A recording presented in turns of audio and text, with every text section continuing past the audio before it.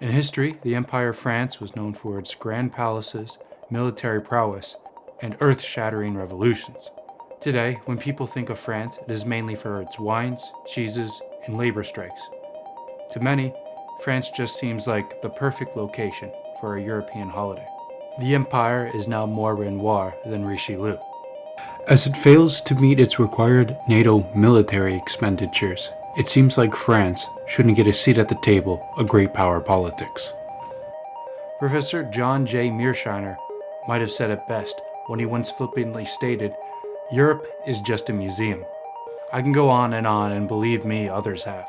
Any skilled francophone knows a litany of reasons for why Gaul is in the dustbin of history, why Europe's economy is centered around Germany, and why the lingua franca is now the English language.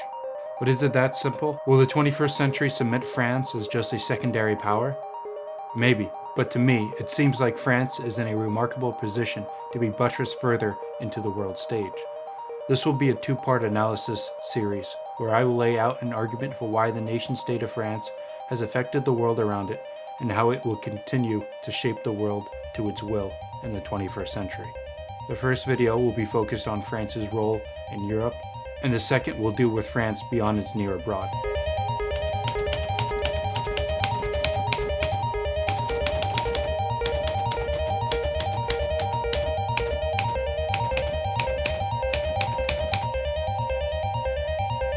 France is one of the cultural and geographical hearts of Europe, and to remain relevant in the 21st century, France needs to work within the European political structure. France is a nation that sits atop a natural fortress, surrounded by the Atlantic, the Channel, the Ardennes, the Pyrenees, and the Alps. The only way to easily invade France is through the northeast and the lowlands of the modern-day Benelux countries, of Belgium, the Netherlands, and Luxembourg. The North European plain, the stretch of flatland that begins in Brittany and ends in the Ural Mountains and passes through these Benelux countries, is France's biggest geographical security concern. Between the years of 1871 and 1945, France and Germany fought three major conflicts, all on the North European plain. Post-45, France, deciding to deal with the problem, wed itself to its neighbor and biggest continental rival, Germany, through various institutions such as the European Coal and Steel Community, the European Economic Community, and eventually their culmination into the European Union. The partnership between France and Germany, as well as an American and NATO security guarantee, led to the long peace of Europe. The peace from 1945 to the present, where none of the European powers invaded each other. And if you know anything about European history, you should know what an absolute shocker this is. Those Euros really loved the fight. So France saw its major security concern in its northeast and decided to neutralize it by creating economic and military ties and a common supranational government, or a government above national governments. And it worked remarkably well. In the beginning, France was married to Western Europe and Italy, but as the decades rolled on and the Berlin Wall fell, more and more European nations clamored to join the EU, and the bloc became a family of 28 nations, with more wanting in. The bloc was headed by Europe's largest economies, Germany, the United Kingdom, and France, respectively. And it seems like the initial peace that was part and parcel between Germany and France could be extended to the whole of Europe. All was well in richness and health. But as we now know, not everyone was rich, and not everyone was healthy. And like many families, finances began to tear the Europeans apart.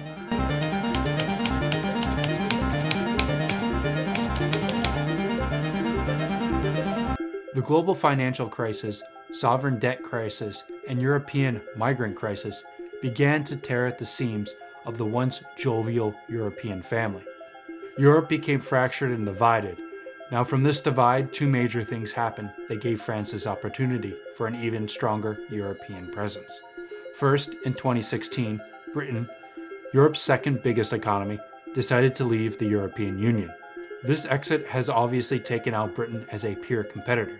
Brexit might have been a blessing in disguise for continental leaders. Then Germany, Europe's biggest economy, a bankroller after the sovereign debt crisis, decided to direct its attention inward because of its divide over the migrant crisis.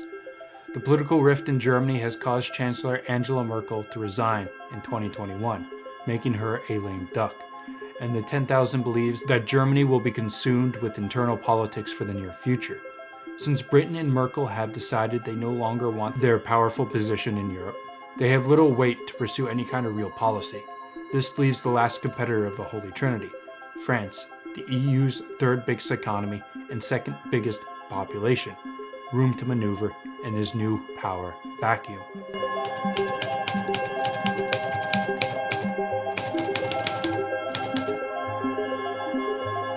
France's economy is now one of the fastest growing in Europe, partly thanks to the reforms of President Emmanuel Macron. And it's with Macron that we can see this vision of a returning France taking place.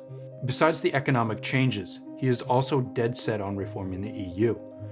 Macron has been a vocal advocate for more integration in the European economy. Britain also wanted more EU economic integration, but they wanted to do it in their own way. Britain was an advocate for free markets, which means less government regulations in the economy, and stood up for non-Eurozone members, which were members of the EU that didn't use the euro as its currency. With Britain leaving the European Union, the best advocate for a free market and for non-Eurozone members has lost its say, and France will try to mold the Union into its own economic image. The proposed reforms will shoot a volley of new economic regulations. These regulations will make the bloc more protectionist and will integrate the EU economy even further in ways that benefit France's economy and resembles its regulatory system.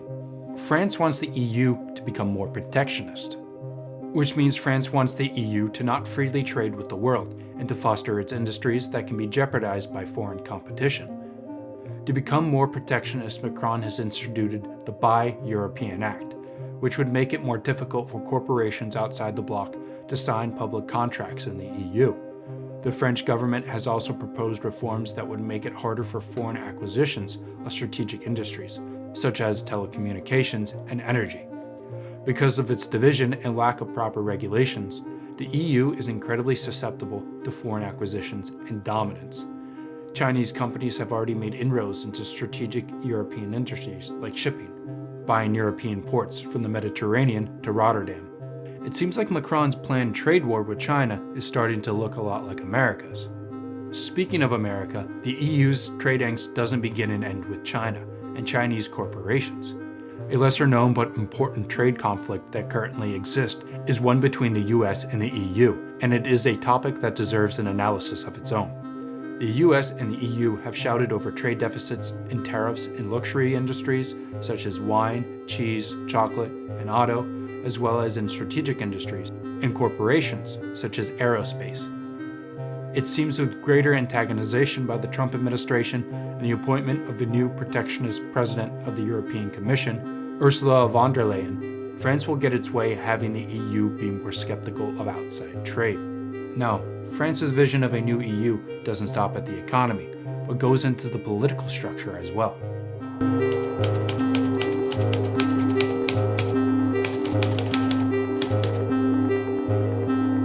With economic integration comes the inevitable consequences of a quasi-federalized Europe. To Europeans, the federalization of the European Union means that the Union will interfere more with the internal politics and sovereignty of each member state. In essence, an ideally federalized EU would be similar to the federal structure of the United States. One big government will have most of the say over the smaller local ones. To complement this economic integration and quasi-federalization, Macron has also stated he wants to form a true European military, something that leaving Britain has been the most vocal opponent of. Britain's leading role in NATO and so-called special relationship with the United States has made an idea of a European military hard to conceive. Almost all the EU countries and potential candidates are already in NATO, so according to Britain, an EU military just seems redundant. Again, Britain's decision to leave the EU has given France more wiggle room, and surprisingly, so has the US itself. President Donald Trump's, let's just say, demanding that NATO members need to pay their dues and threatening to pull out of the organization didn't go over well with the NATO countries across the Atlantic. This aggressive posturing has given Macron the propaganda he needs for an integrated European military. Macron has made recent accusations of NATO being brain dead and has accused Turkey and the US for not coordinating with their continental allies.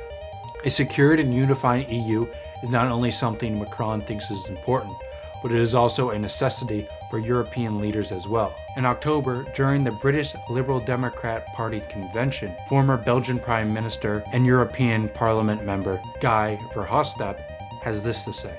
The world order of tomorrow is not a world order based on nation states or countries, it's a world order that is based on empires. China is not a nation, it's a civilization, Han. India, you know it better than I do, is not a nation. There are 2,000 nations in India. The US is also an empire, more than a nation. And then finally the Russian Federation. The world of tomorrow is a world of empires. Macron has ingratiated himself with the administration of the EU by proposing economic reforms that solidifies the EU as a bloc, coupled with political and security reforms that integrate the EU even more. Macron doesn't just have allies within the EU's political structure, but among the Union's countries as well. Macron can definitely find allies for his economic vision in Europe. Southern European Eurozone countries, such as Italy, Portugal, Spain, and Greece, would benefit from protectionism and devaluing the euro in order to make their goods more competitive. Germany, although limited because of its divide, has realized the need for protectionism of German firms and strategic industries. However, Macron also has a number of political opponents. Northern and Eastern European countries aren't necessarily fond of European economic integration, and Northern Europeans have already provided much resistance. And Germany's division has actually cut both ways. It's not allowed to tame Northern and Eastern European countries with proposals that both Berlin and Paris agree. Macron must also convince the vast majority of his European partners to get off the drug of American security. Under the 70-plus years of American protection, Europe has grown incredibly wealthy, since the individual states didn't have to pay for a military themselves and were treated preferentially in trade agreements. Funds that would have otherwise been used on security were directed into industries such as infrastructure, welfare, and healthcare. Paris would have to convince states that do not pay much for their military already to cut economic infrastructure spending and spend it on the military instead. In times of peace, asking to sacrifice prosperity for security is like telling a university student they can't party because they have an exam to study for in 2 months. It will be incredibly unpopular and a death wish for a politician. Paris and Brussels would also have to convince Poland and the Baltic states to switch from American security, something they are very fond of because they believe that Washington has a larger network, from troops to cybersecurity, already protecting them than Brussels would have. Poland and the Baltics are also less willing to risk, as they are right on the Russian Federation's sphere of influence and have had a terrible time under recent Soviet rule. They are already satisfied with American security. Why fix something that isn't broken? However, in the long run, for Europe to remain relevant, they must centralize and be responsible for their own security. Just as they believe the decoupling of China's and America's economy is inevitable, so too do I believe that the decoupling of Europe's and America's military is not a question of if, but a question of when. Many historians consider that modern European history begins with the signing of the peace treaties in Westphalia in the mid-17th century.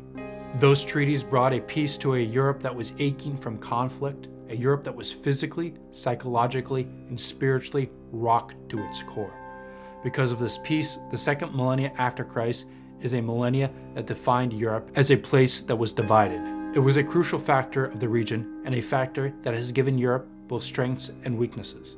The division of Europe has been the most significant status of politics for the past 500 years and gave rise to our modern world order through the idea of the nation-state and the political apparatus that governs it. Now, Europe has recently made peace from its current mid-century conflict, and it has done it in a new way, a way that might overturn the division Westphalia brought. This has been the 10,000. Thank you for watching. If you liked this video, please like and subscribe in order to support the channel.